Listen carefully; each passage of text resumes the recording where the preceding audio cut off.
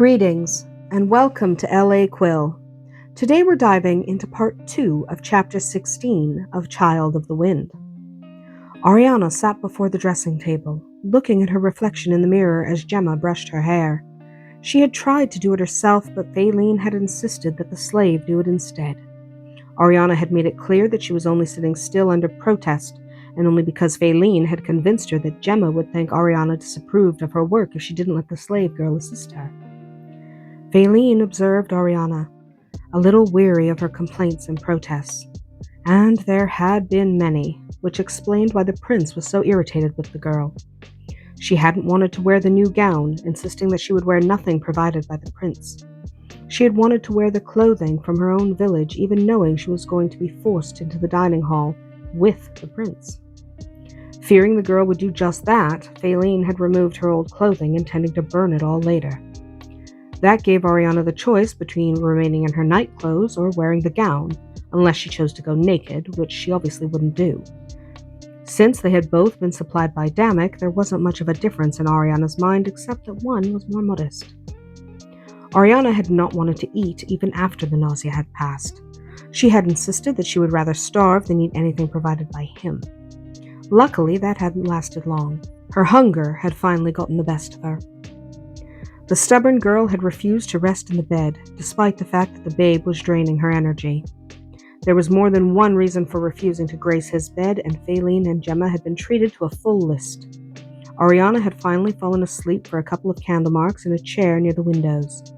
Damek had appeared at one point and moved her to the bed. When she awoke, Arianna threw what could only be described as a tantrum, having found herself in the bed when she'd been determined to never occupy it again. She'd cried and screamed and railed against the fates themselves. She'd saved her best, or worst, vocabulary for the prince, though. He'd ignored her, much to his credit. Throughout all of this, Faylene had remained mostly silent. Now she stood watching the girl carefully. When Arianna tried to slap Gemma's hand away angrily, the midwife had to say something. "You should be grateful, you know." Arianna turned her anger upon the midwife. Grateful? What do I have to be grateful for? She stood, too upset to stay seated. Maybe I should be grateful I was raped, kidnapped, frightened out of my mind, and forced to do things I didn't want to do. Her voice had risen considerably by the final syllables. Faylene moved toward the girl. "Things could be so much worse for you." She stopped for a moment, wondering how much she should say to this delicate flower. Arianna tossed her head. "You think so?" "I know so." Faylene walked over to her and managed to get her seated at the dressing table once more. "The prince could have sold you or given you as a gift to someone less kind than he, pregnant or not.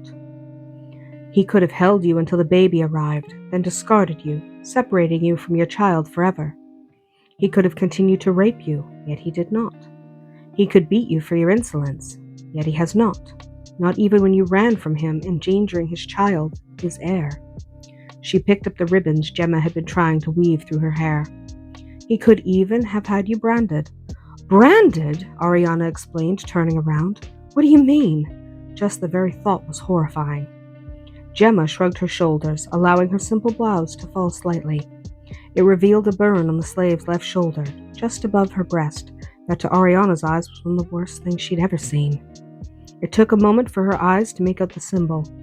It was the same symbol that marked everything around here, and was even emblazoned on the bed linens. The falcon in flight. The sight of it made her nauseous. She couldn't believe that such a thing was allowed. "It's the imperial sigil," Faylene explained unnecessarily. "All slaves are marked by their masters.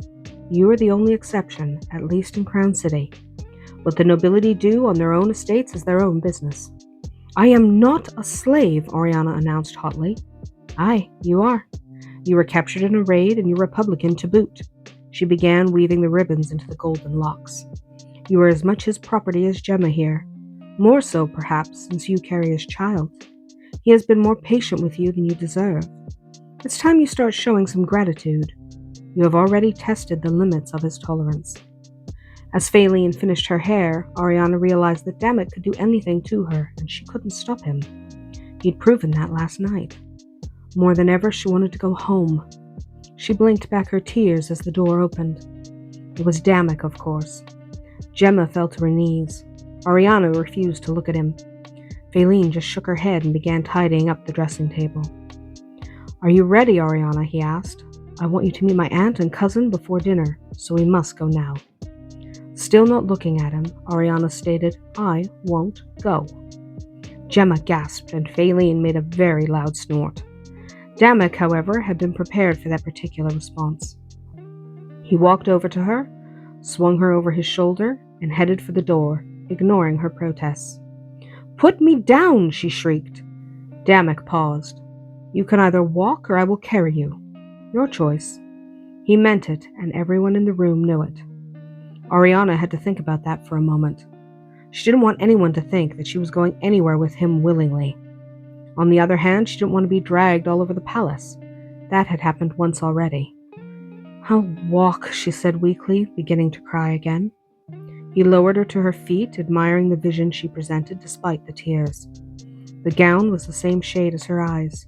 She looked lovely in the emerald silk. Jewel tones certainly made her come alive. It was worth the coin it had cost, and he hoped the other gowns did her justice as well. He held her for several moments and allowed her to cry herself out. She'd feel better for it. It wasn't long before her tears slowed and she pulled away from him. He offered her a handkerchief and she took it, blotting away her tears.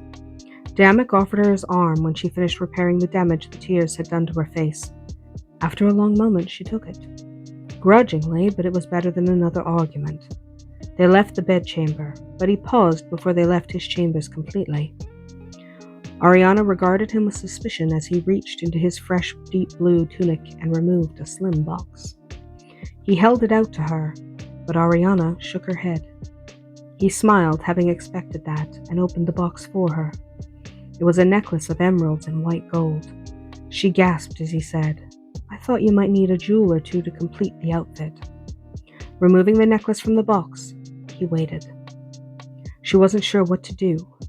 She wanted to wear the lovely necklace. She'd never had jewels before, and she was a woman. She wanted to look beautiful, and the jewels would certainly help there.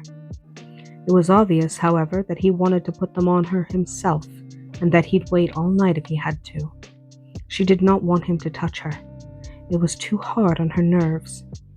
Finally, she reluctantly turned around and lifted her hair. As he fastened the necklace, he allowed his fingers to caress her skin. He was disappointed when she moved away to admire herself in the mirror above the nearby fireplace. Arianna was amazed at the beauty of the stones at her throat. She was grateful for his generosity and found that this magnificent gift, which was a mere trinket to him, almost made her like him. Almost. "Arianna," he said softly, waiting until she turned to face him. "We must go." He offered her his arm again, surprised when she took it without any hint of complaint. He realized that it was her way of showing her appreciation. Gods, he thought, I'd give her jewels every bloody day if it meant she'd stop protesting every little damn thing I tried to do for her. That was wishful thinking. He knew it. He was content to be free of her struggles for the moment. Damek escorted her from the room with a rueful grin. And that's our tale from L.A. Quill today. If you enjoyed this chapter, let me know your favorite moments in the comments below. Until next time, may your stories always be magical.